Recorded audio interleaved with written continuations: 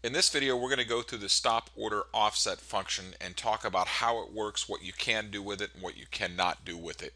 The importance of this order is to know the direction of the previous bar in your market. So, for example, right now, what's our market doing? Well, the bar just closed down. So I'm only going to be able to, and I'm going to pause this for a second, I'm only going to be able to place an order on the bottom of this. Now, let's define what a stop order is and what they're used for. You probably think from the traditional sense, a stop order, well, that's a stop loss. Well, they can also be entries, and it would be an entry above a market going to the upside or below a market going to the downside. So, for example, if my market's pushing down here, and if I get past a certain point, I want to enter short. I can put a stop order right here sitting and waiting for the market to get to that order. Or I can put a stop order up here sitting and waiting for the market to get to this order. Very simple. All right, you can use these for breakouts. There's a lot of reasons you can use these types of orders, but let me explain how they work in the Auto Pro Trader trade ticket, just so you're fully understand and aware. The order offset is in the options, manual trade management, stop order offset. I have both set to 15 ticks right now. Now I want you to watch this closely so you fully understand how these work. If my previous bars are going down, then I can put the sell order, okay, and that'll be 15 ticks away.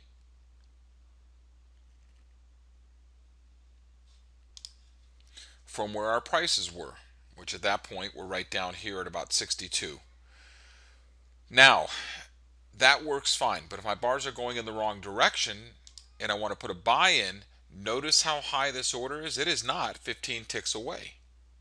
All right, so the way that this works in the Auto Pro Traders, you need to place the order in the direction of the bar. And if you don't, and you want to have the order in up here 15 ticks away, just grab the bar and pull it to where you want it. All right, you might say, all right, I want it above this pivot to enter a long. I want a buy stop order up here to enter a long. And I want a sell stop order underneath this pivot to enter a short.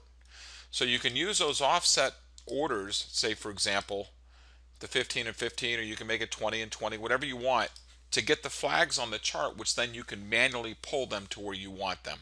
Okay, so you really have a lot of flexibility. It's designed this way so you have the ability to manually pull the flags to where you guys want it. All right, below that pivot, above that pivot. So if I fill, let's just see which side fills here. All right, now let's pause this for a minute. I just filled on the long side.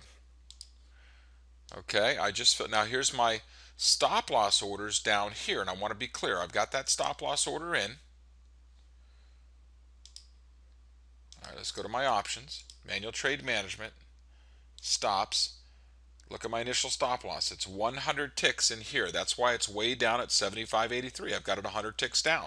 Now I can grab that and move it manually if I want as well. Now, but I want to be clear on the differentiation here. Sell, short, stop, sell, stop. Two different things. If you leave both of these in here, you're going to have problems. You're going to, on the sell short stop, close out that position and re-enter it on the sell stop. So you want to make sure to take out the sell short stop, which was the one that was going to enter short if it hit before the entry long hit. Now you've got a long in place and a stop loss in place that you can move. Now again, all the other features such as your parabolic, super trend, stop loss, trailing functions would work at this point. Okay?